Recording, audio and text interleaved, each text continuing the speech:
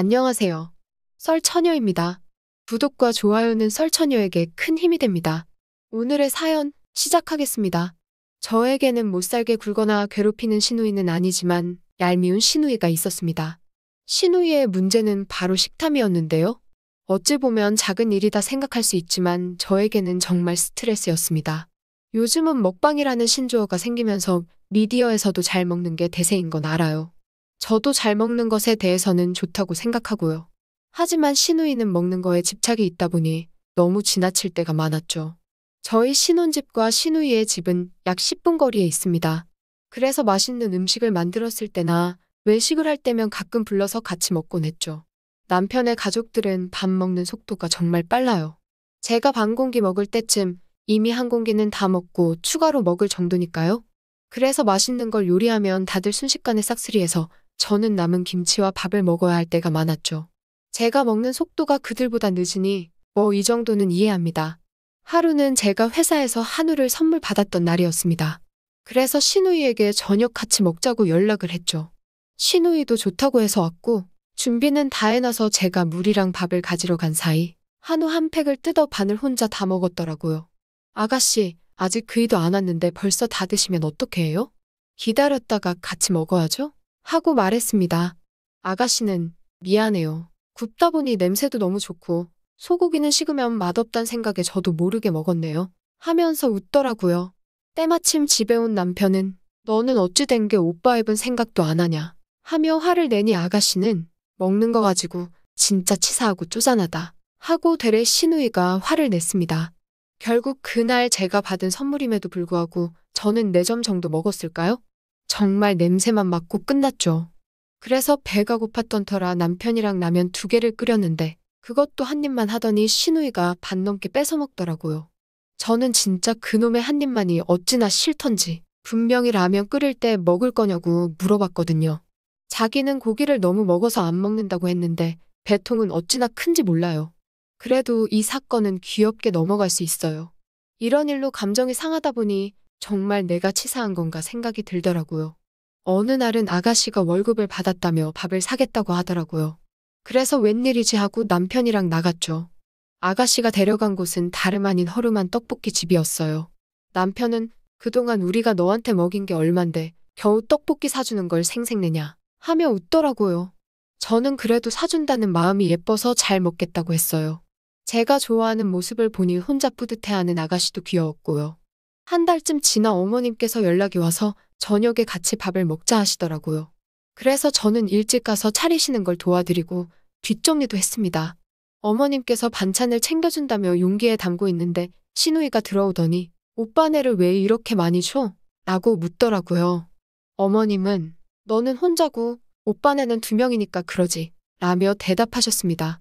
시누이는 언니는 입 짧아서 얼마 먹지도 못하잖아. 그리고 언니네는 외식 많이 해서 많이 줘도 못 먹어? 날 더 줘? 하더라고요. 솔직히 우리 집 와서 반찬 다 먹는 게 자기면서 저렇게 말하니 어이가 없었죠. 별일도 아닌 거에 말싸움하기도 싫어서 어머님께 그냥 조금만 달라고 했습니다. 한동안 저도 시누이가 얄미워서 밥 먹으러 오란 소리도 안 했습니다. 그랬더니 시누이는 남편에게 전화해서 언니는 요즘 바빠? 하고 물어보았다는 거예요. 그래서 남편은 안 바쁜데 하니까 같이 밥 먹자는 소리 안에서 자기 왕따 시키는 건가 했다는 거죠. 그 소리 듣고 어이가 없어서 그냥 웃었죠.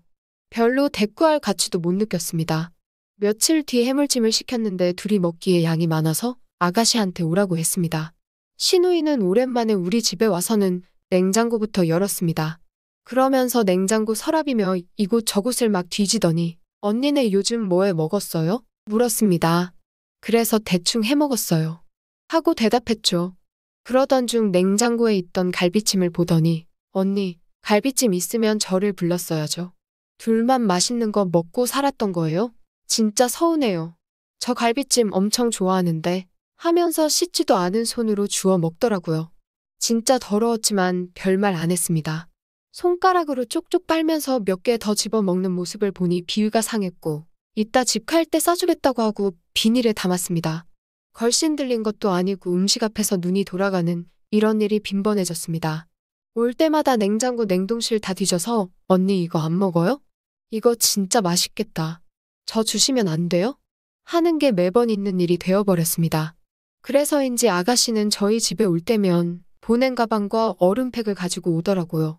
저도 밀키트고 반찬이고 돈 주고 사 먹는 건데 매번 아무렇지 않게 달라고 하니 안 줄 수도 없고 하나둘씩 주다 보니 어느새 자연스럽게 내놓으라는 식이 돼버리더라고요. 마치 음식 맡겨 놓은 사람처럼 말이죠. 그러다 같이 있던 날 택배 시킨 물건이 와서 식탁 위에 올려놓고 화장실을 다녀왔는데 택배가 다 뜯어져 있고 그 안에 내용물인 화장품도 한 개가 뜯어져 있었습니다.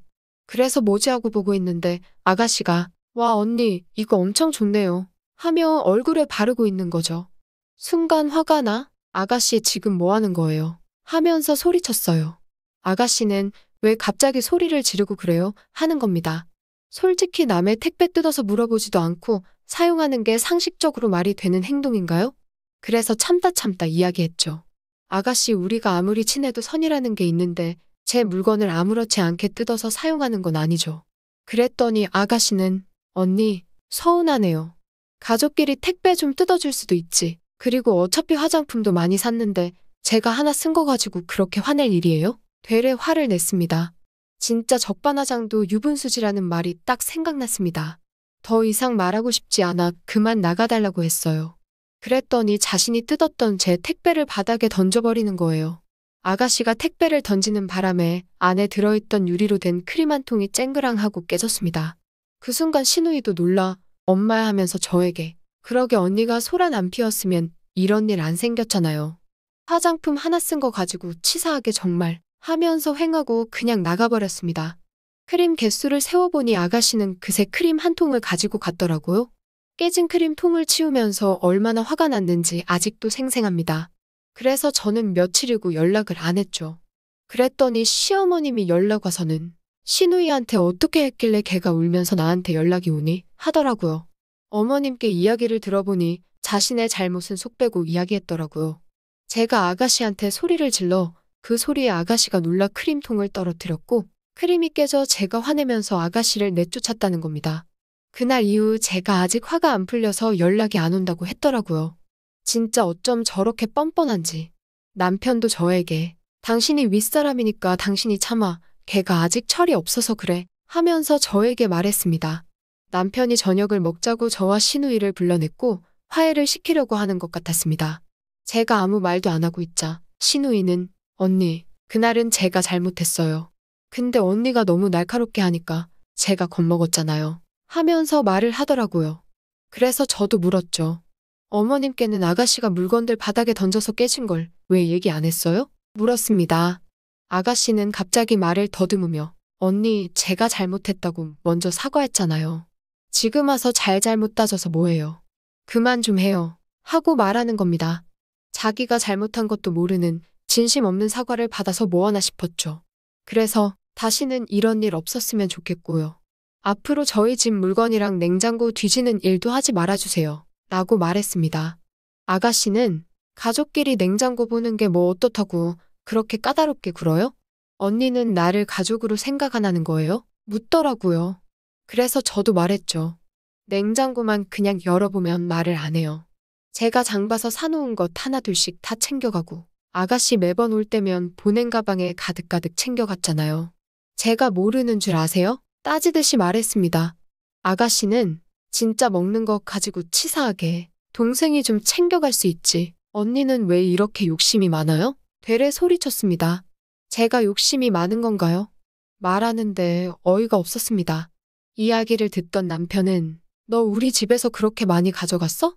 너는 직장 생활도 하면서 왜 그러는 거야? 구질구질하게? 언니 입장에서는 당연히 짜증나지. 입장 바꿔 생각해봐. 너네 집에 가서 내가 맨날 너가 사놓은 거 하나둘씩 가져가면 좋겠냐? 그리고 남의 집 가서 그렇게 냉장고 함부로 여는 거 아니야. 냉장고 털이범도 아니고 왜 그래? 어디 가서 식탐 많은 것도 티나면 진짜 없어 보여. 부모 욕먹이는 짓이니깐 앞으론 주의해. 라고 말했습니다. 남편이 맞는 말을 하니 아가씨는 한마디도 하지 않게 되었고 남편은 다시는 그러지 마. 알겠니? 타이르듯 말했습니다. 남편의 말에 부끄러웠는지 아가씨는 얼굴이 빨개져서는 밥도 안 먹고 밖으로 나가버렸습니다. 그날 이후로는 집으로 초대해도 오지 않았고 몇 개월 지난 후에 집으로 왔죠. 오랜만에 온 아가씨는 저를 보며 언니, 그동안 제가 잘못했어요? 염치 없이 행동한 거 죄송해요.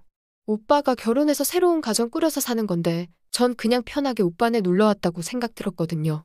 주변 친구들한테도 말하니깐 다 제가 잘못한 짓이라고 이야기해 주더라고요. 그동안 안 왔던 건 제 행동이 너무 부끄러워서 못 왔던 거예요. 용서해 주세요. 다시는 냉장고 뒤지는 일 하지 않을게요.